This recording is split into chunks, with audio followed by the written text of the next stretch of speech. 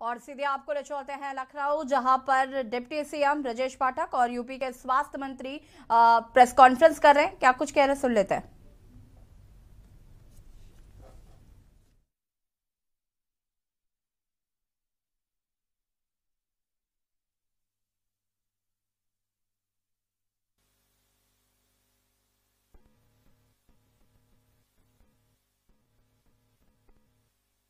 लखनऊ से दिखा रहे हैं। लखनऊ से ऐसी तस्वीरें जहां पर 100 दिन पूरे होने पर डिप्टी सीएम ब्रजेश पाठक की प्रेस कॉन्फ्रेंस। ये तस्वीरें लखनऊ से।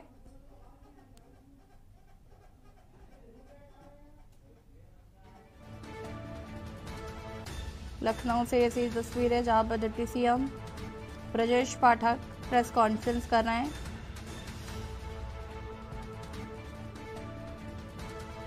आपको बता दें कि यूपी सरकार के 100 दिन पूरे होने पर यह की जा रही है प्रेस कॉन्फ्रेंस। कल डिप्टी सीएम केशव प्रसाद मौर्य ने की थी प्रेस कॉन्फ्रेंस और आज डिप्टी सीएम ब्रजेश पाठक कर रहे हैं प्रेस कॉन्फ्रेंस। इन 100 दिनों में क्या कुछ कार्य किए गए हैं, उनका पूरा ब्यौरा दिया जा रहा है ब्रजेश पाठक द्वारा।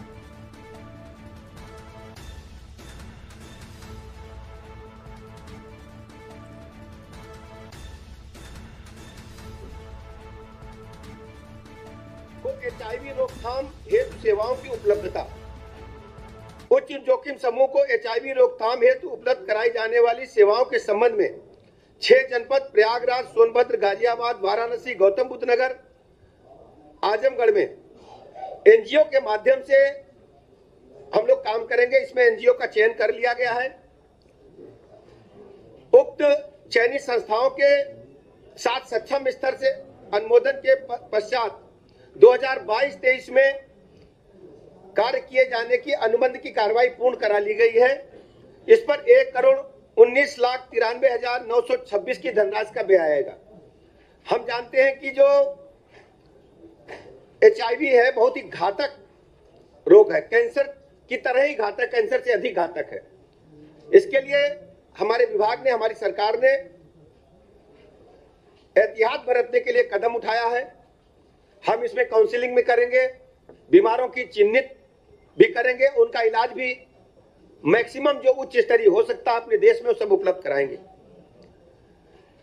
इसके अलावा अभी तक आप देखते थे कि विभिन्न चिकित्सालय जो हमारे प्रदेश में बने हैं हमने सैंक्शन कर दिए, लेकिन जमीन की उपलब्धता आबादी के बीच में नहीं हो पाती थी।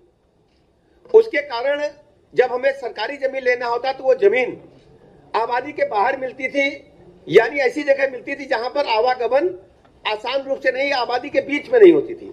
अस्पताल बन गया आबादी से 5 किलोमीटर दूर, 2 किलोमीटर दूर, 5 किलोमीटर दूर, 10 किलोमीटर दूर। मरीज वहां कैसे जाएगा? किसी को इमरजेंसी की आवश्यकता है, गांव में कैसे जाएगा? तो हमारे विभाग ने तय किया है ऐसे सभी अस्पताल अब जो आबादी है उसके साथ बनेंगे, उसके बीच में बनेंगे या उससे सटाकर बनाएंगे। पहले जो निःशुल्क जमीन का था, निःशुल्क जमीन के कारण हम लोग ऐसा करते थे, लेकिन जो भूमि के अतिरिक्त जो बिल्डिंग है, जो उपकरण है, जो हमारी चिकित्सीय व्यवस्था पर खर्च होगा, वो उतना उपयोग में नहीं आ पाता था जो आबादी से दूर अस्पताल बनते थे। अब हम आबादी के बीच में, आबादी से सटा करके अस्पताल बनाएंगे और इसके लिए जमीन हम आप खरीदेंगे। अगर सरकार जमीन उपलब्ध नहीं करा पाती है, यानी ग्राम समाज या नगर पालिका या नगर निगम हमें जमीन नहीं दे पाता है, तो हम इस जमीन प्राइवेट पार्टी से भी खरीद करके आबादी के बीच में, आबादी से सटे अब हम अस्पताल बनाएंगे। इसके लिए कैबिनेट से प्रस्ताव हमने पास करा लिया है। इसके अलावा एक लक्ष्य तय किया था, जो निर्माणाधीन अस्पताल हैं उनको हमने कैसे शीघ्र जनता को समर्पित कर सकते हैं। उसके लिए 100 बेड का एक नया अस्पताल जयसिंहपुर सुल्तानपुर में हमने कंप्लीट करा लिया है, उसका भी लोकार्पण शीघ्र होगा। इसके अलावा HIV के लिए 21 नए एकीकृत परामर्श एवं जांच केंद्र हमने खोले हैं, जिसको ICTC भी बोलते हैं हम लोग, और इनकी 21 तो हमारे काम करने की स्थिति में है। 6 नए केंद्र हम लोग पूर्ण कर रहे हैं और इसकी 6 की जो स्थिति है वो लगभग प्रक्रियाधीन है, लगभग अंतिम चरण में, इसको हम शीघ्र पूरा करेंगे। इसके अलावा 4 सामुदायिक स्वास्थ्य केंद्र बांदा, गोरखपुर, हरदोई एवं लखनऊ में हम लोकार्पण करने जा रहे हैं। 9 प्राथमिक स्वास्थ्य केंद्रों को देवरिया, सीतापुर देवरिया, सीतापुर, लखीमपुर में भी लोकार्पण हम करेंगे। इसके अलावा 3 जो हैं, जो 4 हमने ऊपर बताए हैं, इसमें 3 हमारे जो है वो कार्य पूर्ण हो गए हैं। और गोरखपुर में चिकित्सा अधिकारियों के आवास केवल नहीं बन पाए, कार्य प्रगति पर है, लेकिन जो चिकित्सालय उसका काम पूर्ण हो गया है। प्राथमिक स्वास्थ्य केंद्रों का निर्माण पूर्ण कर दिया है। झांझर, बुलंदशहर के संयोजन की विद्युत का कनेक्शन नहीं हो पाया है, बाकी कार्रवाई पूरी हो गई है।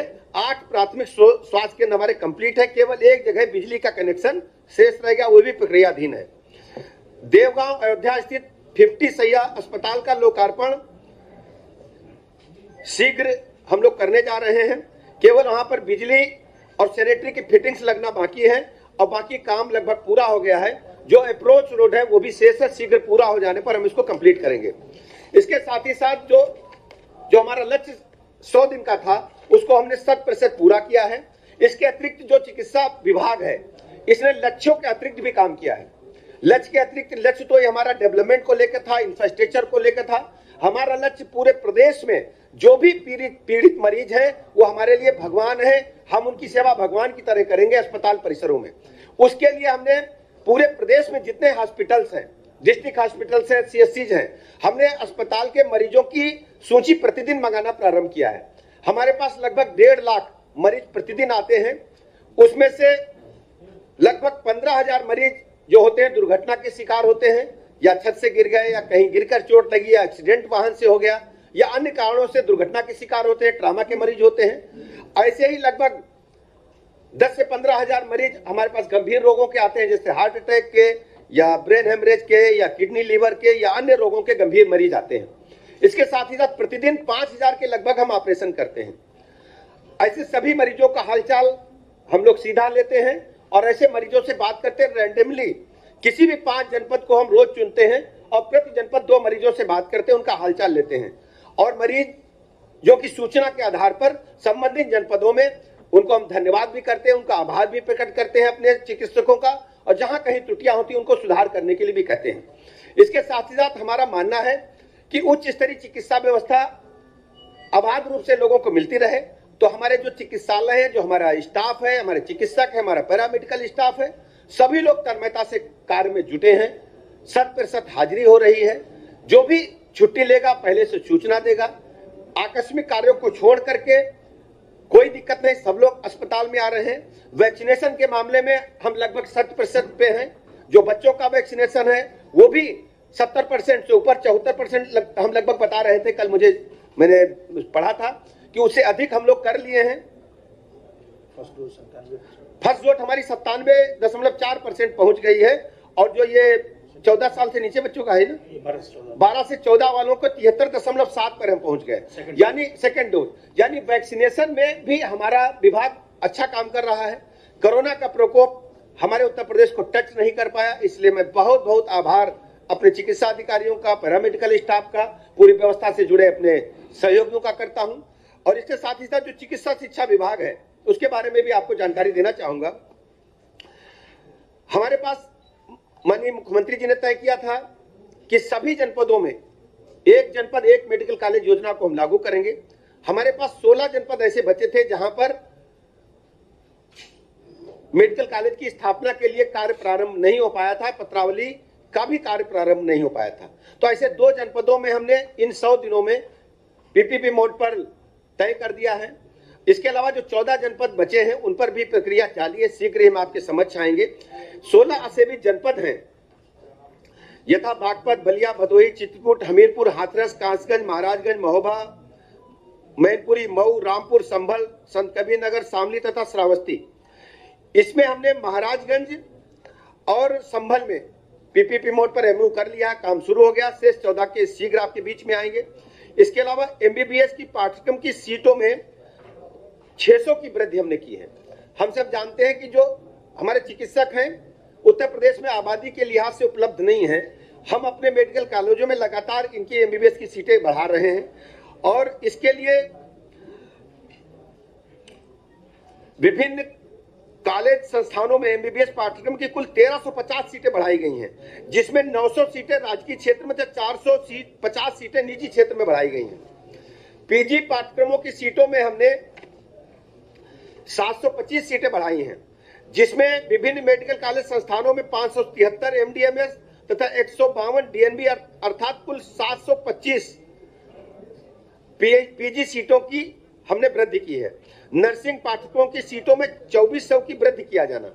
जो हमारी नर्सिंग स्टाफ है उनकी भी बड़ी संख्या में कमी है, तो हम वहां भी सीटें बढ़ा रहे हैं। इसमें निर्धारित लक्ष्य के सापेक्ष विभिन्न नर्सिंग संस्थानों में संचालित नर्सिंग पाठ्यक्रमों में कुल 7000 सीटों की वृद्धि हुई है। कुल 7000 नर्सिंग की सीटें हम लोगों ने प्रदेश में इन 100 दिनों में बढ़ाई है। पैरामेडिकल पाठ्यक्रमों की सीटों में वृद्धि किया जाना। निर्धारित लक्ष्य के सापेक्ष प्रदेश के विभिन्न मेडिकल कॉलेज संस्थानों में पैरामेडिकल पाठ्यक्रमों की सीटों में 2000 की वृद्धि हमने की है। विभाग के अंतर्गत कम से कम 5000 पदों पर रोजगार का सृजन किया जाना। निर्धारित लक्ष्य के सापेक्ष प्रदेश के विभिन्न मेडिकल कॉलेज संस्थानों में कुल 36,171 पदों का सृजन किया जा चुका है। विभिन्न मेडिकल कॉलेज संस्थानों में 36,171 पदों का सृजन इन 100 दिनों में किया है और जिनके सापेक्ष 3007 पदों पर भर्ती की कार्रवाई पूर्ण करा ली गई है। शेष पदों पर कार्रवाई प्रक्रियाधीन है। इसके अलावा प्रदेश के 41 राजकीय मेडिकल कॉलेज चिकित्सा संस्थानों में लिक्विड मेडिकल ऑक्सीजन प्लांट की स्थापना की कार्रवाई की जा रही है, जिसके उपरांत लिक्विड मेडिकल ऑक्सीजन की भंडारण क्षमता 420 किलोलीटर की वृद्धि हो जाएगी। प्रदेश के समस्त राजकीय मेडिकल कॉलेज चिकित्सा संस्थानों में मरीजों की सुविधा हेतु पारदर्शिता है तो हॉस्पिटल इंफॉर्मेशन मैनेजमेंट सिस्टम का क्रियान्वयन किया जा रहा है।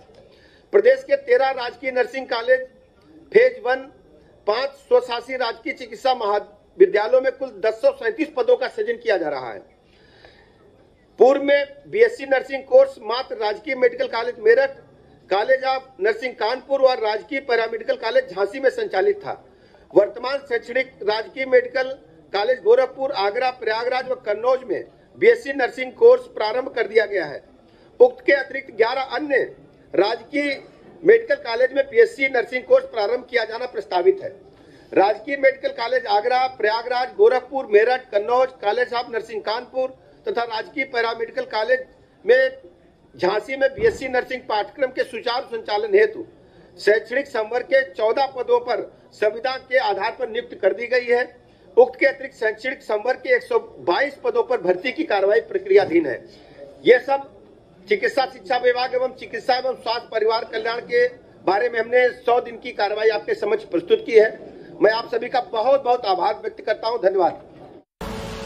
आप देख रहे हैं के न्यूज़ खबरों